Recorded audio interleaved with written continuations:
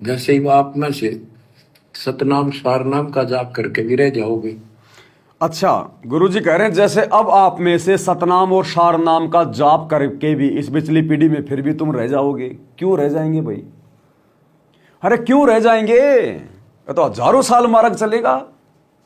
हजारों साल में तो हमारे कोई सैकड़ों जन्म हो लेंगे, तो क्या किसी भी जन्म में समझ में नहीं आएगी? फिर गुरुजी ये क्यों कह रहे हैं कि जैसे तुम सतनाम और सार नाम का जाप करके रह भी जाओगे?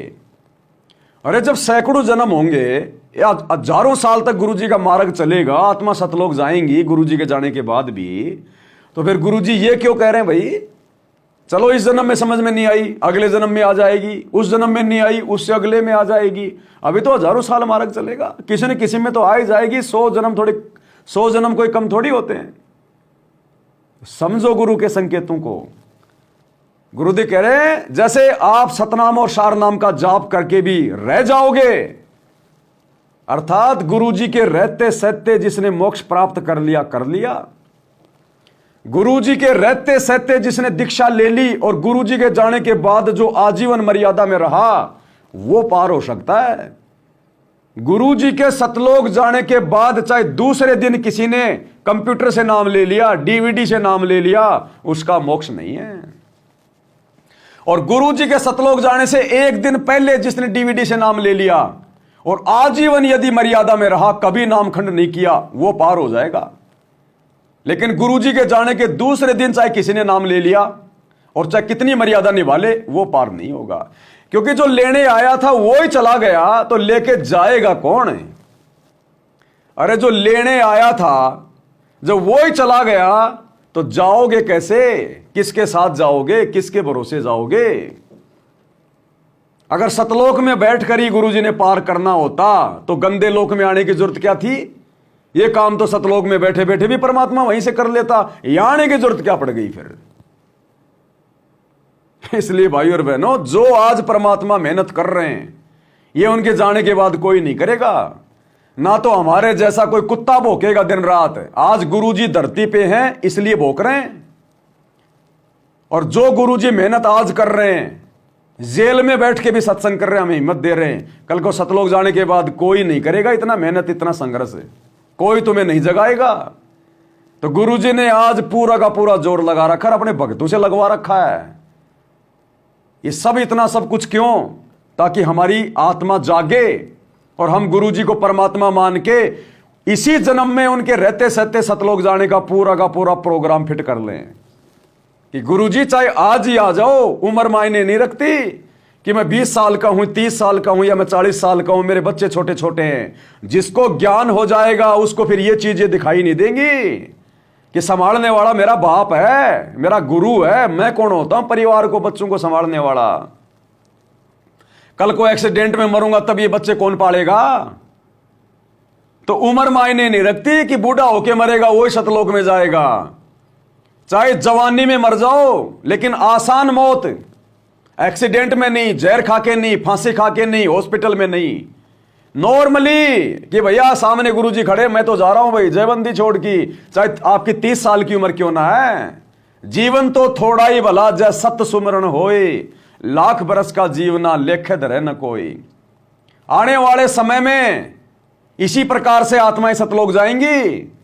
जो मिनी सतलोक से आत्मा आएंगी भक्तों के घरों में, तो किसी की 10 साल की भक्ति बाकी है, किसी की 20 साल की भक्ति बाकी है, कोई 20 साल में शरीर छोड़ के जाएगा, कोई 15 साल में शरीर छोड़ के जाएगा। उनको गुरुजी बुढ़ापे तक का इंतजार नहीं करवाएंगे, अपने रहते सहते उन आत्माओं को पार कर देंगे। तो इस कबीर भगवान की भक्ति में जरूरी नहीं है कि आप जी बूढ़े होंगे तो ही मरेंगे। दुर्गति से मौत नहीं होनी चाहिए, फिर चाहे 20 साल की उम्र में हो जाओ और सारे नाम मिल जाएंगे, वो गया सतलोक है।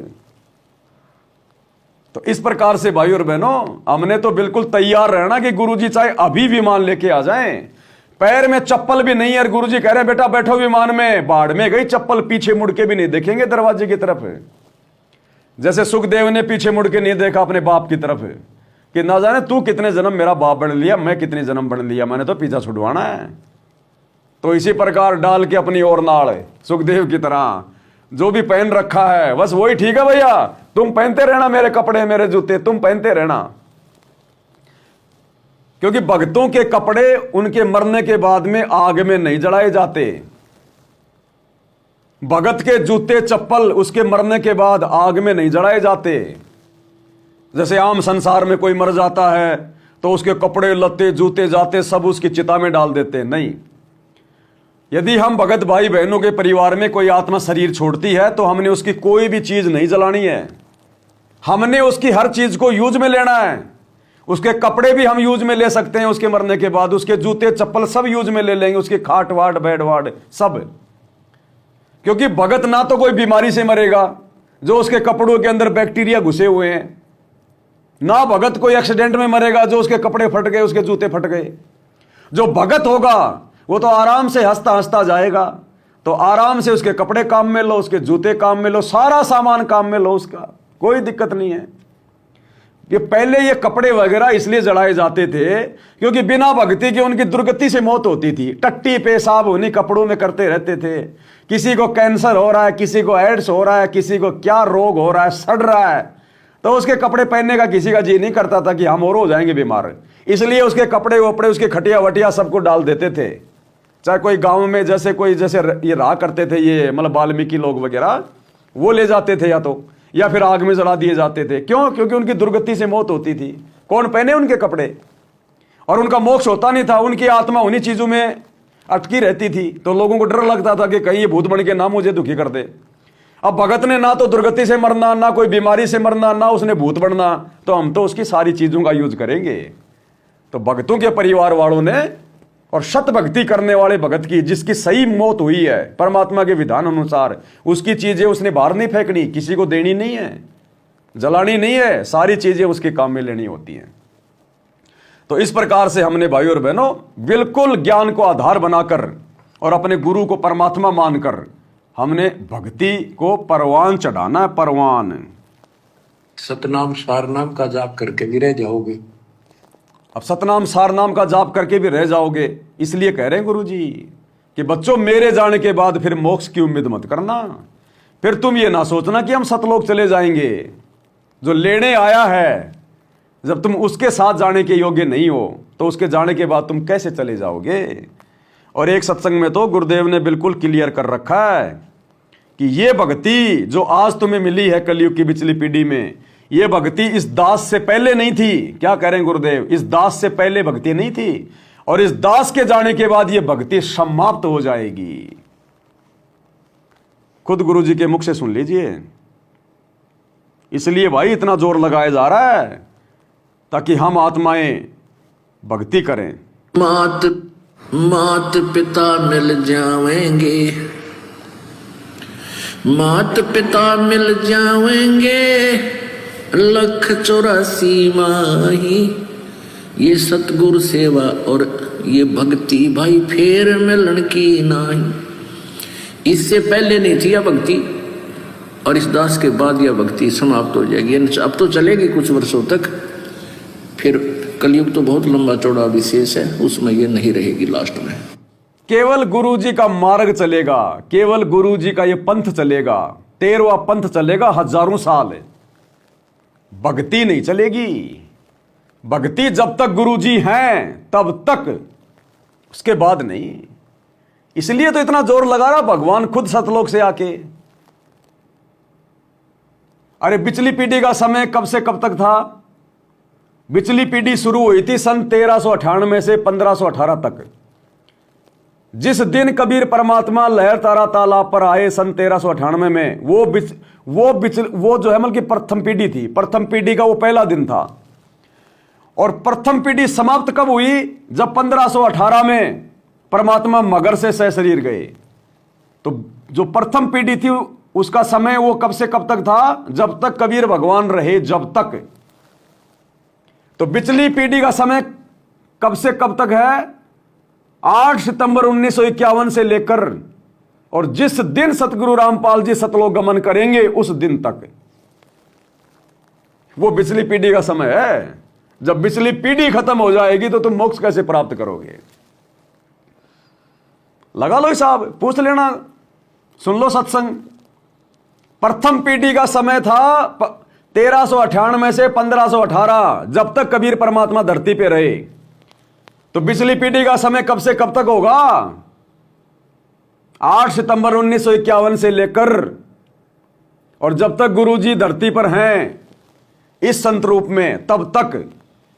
तो भैया जिसने मोक्ष करवाना है तैयार हो लो, कमर बांध लो, सिर पे कफन बांध लो। इस ज्ञान को आधार बना के इस संसार को नश्वर समझ के, है ही नश्वर, ज्ञान से गुरुजी ने साबित कर दिया। अपने चलने की तैयारी रखो। ये बेटा बेटी मत देखो, अभी छोटे हैं, एक बड़े हैं, एक गरीब हैं, एक अमीर हैं, कुछ मत देखो। अगर हम बच्चे पैदा करते ही मर जाते एक्सीडेंट में, तब कौन संभालता इन बच्चों को? आज से पहले ये तेरे बच्चे कहां थे, तब कौन संभाल रहा था इनको? क्या पता पिछले जन्म में तेरे घर में पैदा होने से पहले ये तेरे बेटे तेरी होटल पे नौकर थे, और तू इनसे रोजाना गाड़ियां निकाल निकाल के, डंडे मार मार के तू इनसे बर्तन साफ करवा रहा था। और अब वो मर गया, वो तेरा नौकर, और तेरे घर में तेरी औरत को हो गया बच्चा पैदा। क्या पता वो तेरा नौकर ही आ गया तेरी औरत के पेट में, अब वो तेरा बेटा बन गया। हाय मेरा बेटा, अब तू बेटे से ना तू बर्तन साफ करवाएगा, ना तू उसको कोई डंडे मारेगा। तो ये काल की भूल भुलैया है। तो आज से पहले कहां थे ये बेटे? आज से पहले इनका पेट कौन भर रहा था? कितनी बार ये बेटा बेटी हाथी बन लिए, गधे बन लिए। और भगवान तेरे बेटा बेटियों को, मान ले तेरे घर में 4 बेटे हैं, और भगवान कहे कि बेटा मैं इनको हाथी का जन्म दे रहा हूं, तू भर इनका पेट अगर तेरे हैं तो। और तेरे बेटों को भगवान हाथी बना दे और तू भर अब उनका पेट। कमाते कमाते तेरे खोपड़ी के बाल उड़ जाएंगे, तेरे 4 बेटों का पेट नहीं भर पाएगा तू। तो जिसके बेटा बेटी हैं उसको चिंता है, वो भरेगा सबका पेट। तो हमने ये टेंशन ले लेनी फिर ये भगवान समझ में आने के बाद, ये ज्ञान समझ में आने के बाद, कि मैं मर गया तो परिवार का पेट कौन भरेगा, मेरे बच्चों का पालन पोषण कैसे होगा। ये पूरी दुनिया का कौन कर रहा है? जिनके माँ बाप नहीं है होते, जिनके मर जाते हैं। जानवर बच्चे पैदा करके भाग जाते हैं, उनके बाप, उनकी माँ ही पालती है उनको, और बाद में अपना पेट अपना भरते हैं वो खुद। सब अपना भाग्य लिखवा के लाते हैं। परमात्मा ने जिसको चोंच दी है उसको चुग्गा भी दिया है, जिसको मुंह दिया है उसके भाग्य में भोजन भी लिखा है। उसने फालतू में धरती पे पटक दिया क्या? अगर परमात्मा ने किसी इंसान की उम्र 100 साल की लिखी है तो 100 साल तक उसके दाने पानी का भी इंतजाम लिखा हुआ है। तो हमने चिंता नहीं करनी अपने बेटा बेटी की, माँ बाप की, फलाने दिखने की। जब तक रहो प्यार प्रेम से रहो, और जब जाने का समय आ जाए, चाहे जवानी में चाहे बुढ़ापे में, बच्चों को भी यही कहना कि बच्चों खुशी मनाना, खुशी। आज गुरुजी को शाम को भोग लगाना, मेरे को फूकने फाकने के बाद में गुरुजी को भोग लगाना बड़ी भोग की आरती के साथ, और गुरुजी से अरदास करना, गुरुजी हमारा भी नंबर लो। ये गुरुजी, हे परमात्मा हम पे भी दया करो, परमात्मा मालिक हमें क्यों छोड़ दिया, परमेश्वर हमारी भक्ति को भी पूरा कराओ, गुरुजी हमें भी लेके चलो परमात्मा। ये अरदास करो, खुशी मनाओ कि मेरा बाप सतलोक गया, कि मेरा पापा सतलोक गया, खुशी मनाओ। इससे बड़ी तो खुशी की बात ही नहीं कि उस आत्मा ने अपना मोक्ष करवा लिया। गधे कुत्ते सूअर बनने से आत्मा जो है वो बच गई। वो तो खुशी का दिन होना चाहिए भगत का, खुशी का दिन। अब मेरे पिताजी मरे, मैंने आप सब भाई बहनों को वीडियो बना के समझाया हुआ है। अब आज से तकरीबन 4-5 साल पहले की बात है। दास उस समय उत्तराखंड में रहता था और दही बड़े का अपना टेम्पू लगाया करता था। तो परिवार में मैं, मेरी माँ, मेरा बाप, भगतमती और बच्चे सब मेरे साथ में रह रहे थे। अब मैं मैनेजमेंट के दबाव की वजह से मैं जगह जगह रहता था। उस समय मैं उत्तराखंड में था, गुप्त रूप में। जैसे महाराष्ट्र से नामदेव जी के ऊपर नकली संतों ने इतना दबाव बना दिया, बेचारा महाराष्ट्र को छोड़ के 15 साल तो रहा यहाँ पे हरिद्वार में, और लास्ट के 18 साल फिर उसने पंजाब में जाके गुपचुप में उसने अपने पूरे किए।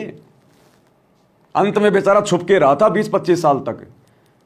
तो गुरुजी के जेल जाने के बाद ये नकली संत मेरे पीछे लग गए, गुरुजी के परिवार वाले, कोऑर्डिनेटर। तो दास ने छुप छुप के अपना टाइम पास किया। तो माता पिता को लेके मैं हरिद्वार चला गया। हरिद्वार रहा, फिर उत्तराखंड रहा, फिर हरियाणा में रहा, कई जगह रहा मैं। तो मेरे पिताजी की वहां पे मृत्यु का समय आ गया, अंत समय आ गया। मैं अपना दही बड़ा बेच रहा था टेम्पो पे। घर वालों ने फोन किया कि ऐसे ऐसे पापा जी तो भाई गए तो मुझको कहाँ गए, जाएगा कहाँ, भक्ति पूरी हो गई तो सतलोक जाएगा, नहीं पूरी हुई तो घूम फिर के परमात्मा यहीं पे मनुष्य जन्म देगा। गया कहाँ? गया कहीं नहीं है। और घर वालों को दास ने पहले कह दिया था रोना धोना नहीं है। अपन दूसरों को शिक्षा दे रहे हैं लाइव आके, और अपन अगर रोना धोना करेंगे, दुख मनाएंगे, तो फिर क्या होगा? फिर गुरुजी नाराज नहीं होंगे? अब इतनी सारी बातें सुन के, इतना सत्संग सुन के मालिक के बच्चे तो दृढ़ हो ही रहे। तो मेरे को ऐसे बोले बिल्कुल आराम से, जैसे किसी का जन्म हो गया हो। बोले भगत जी पापा जी गए, मौको आया मौका भी मैं कहा छोटे वाले को भेज। तो छोटे वाले लड़के को भेजा उसने। मैंने कहा तू संभाल दही बड़े, तू भेज, मैं जा रहा हूं पापा जी को ठोर ठिकाने लगाने। तो मैं आ गया। अब आया तो भाई और बताएं किसको, किराए के मकान में रहता, मैं किसी आड़ोसी पाड़ोसी से बोलता नहीं, कोई हमारा कोई प्यार प्रेम नहीं। मैंने कहा इसको लेके कैसे जाए, आदमी भी चार पूरे नहीं है। तो मैं था, मेरा बड़े वाला लड़का था, और एक उत्तराखंड का कोई भगत था। तो मैंने कहा एक काम करो, तुम इनको लपेटो सपेटो और मैं लाता हूं पिकअप। तो मैं गया, पिकअप गाड़ी लेके आया, 1400 रुपये में मैंने गाड़ी करी। गाड़ी में लाके पापा जी को खाट पे डाल के ऐसे कि ऐसे पिकअप में पीछे रख दिया, खाली 3 आदमी हम, और हम उसको ऋषिकेश ले गए। अब हमारा कौन सा शमशान घाट, हम तो किराए पे रह रहे थे। अब ऋषिकेश ले गए। ऋषिकेश में भाई साहब 5 क्विंटल ली हमने लकड़ियां 3500 रुपये में, और चिता वता तैयार कर दी। एक आदमी ने 500 रुपये लिए, वो रहता वहां पर, उसको कहते हैं महाकाल। तो मैंने कहा इनकी चिता कौन बनाएगा, मैंने तो आती ही बनानी। बोले महाकाल बनाएगा। मैं यार ये अक्सर पुरुष कब से लोगों की चिता बनाने लग गया। बोला एक आदमी है वो काले कपड़े पहनता, उसको कहते हैं महाकाल, वो 500 रुपये लेता, उसका काम यही है। अच्छा अच्छा। तो महाकाल को देखा तो महाकाल और चिता बना रहा था। मैंने जी हमारी बढ़ाओ। बोला जी अभी 2 मिनट में बनाए, मेरा तो काम ही है। तो महाकाल को 500 रुपये दिए, और तब तक हमारे पापा जी को ऊपर खाट के ऊपर ऋषिकेश में जहां लोग आ रहे थे, जा रहे थे, घूम रहे थे, देख रहे थे, हमने उन पे गुदर वादर डाल के खाटवा डाल रखी। लोगों को पता ही नहीं ये लाश पड़ी है, और लोग आ रहे जा रहे, घूम रहे फिर रहे। कोई खाट पे बैठ जाता, बैठे रहो मो को शांति से, कोई दिक्कत नहीं, आज नहीं तो तुम्हें कल बैठना पड़ेगा खाट पे। तो महाकाल ने चितावता तैयार कर दी, हम बैठे रहे आराम से। मैं कहा 500 रुपये किस चीज के ले रहा है?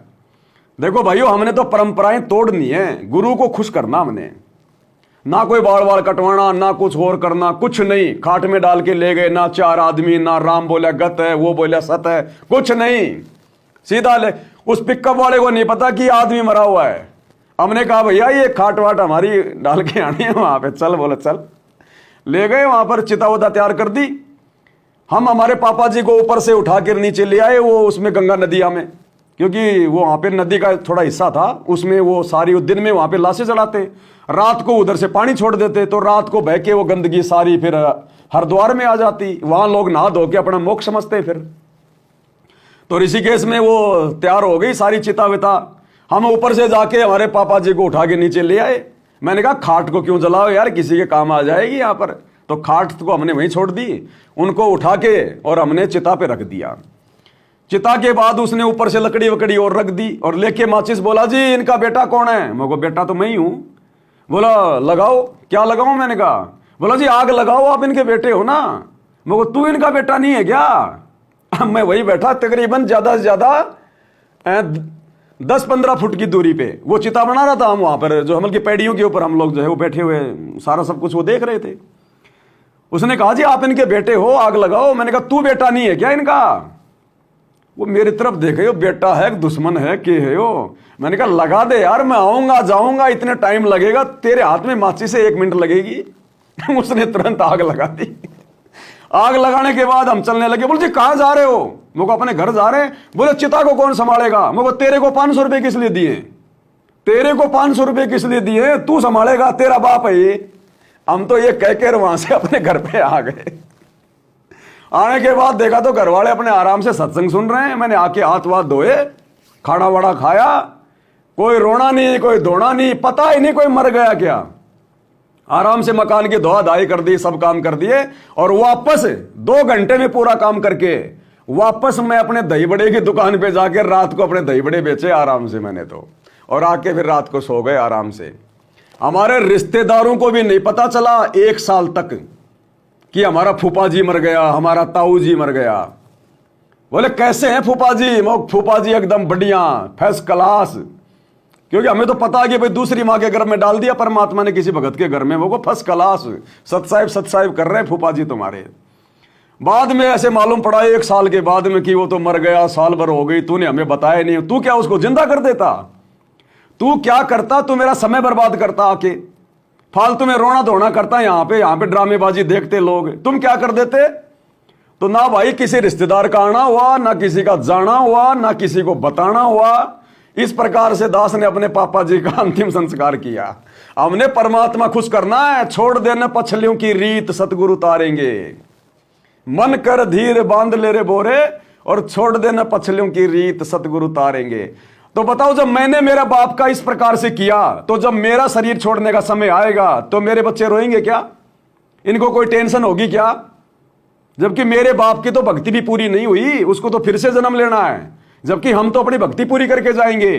तो हमने तो खुशी मनानी है, खुशी कि अच्छा हुआ रोग कट गया इस आत्मा का। भाई धन्य है आत्मा जिसने अपना मोक्ष करवा लिया। वो तो खुशी का दिन है हमारा, खुशी का दिन। लेकिन इसका मतलब ये नहीं कि हम डीजे बजाएं, बैंड बाजे बजाएं, ना ना ना। खुशी केवल इतनी मनानी है कि इस आत्मा ने अपना कल्याण करवा लिया। भाई बहुत अच्छा हुआ, इसका शरीर छूट गया, भाई इसके धन्य भाग। रोना धोना नहीं, चिंता नहीं करनी, टेंशन नहीं करनी। तो वो जाने वाला भी आराम से जाएगा, उसको भी कोई चिंता नहीं होगी।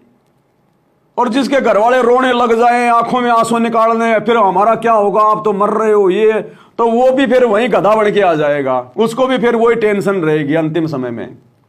तो मरने वाले भगत को भी भगतों ने हिम्मत देनी है कि भगत जी तेरा तो बहुत बढ़िया, तेरा तो सौभाग्य, भगवान करे तेरी जगह मेरा नंबर आ जाए आज।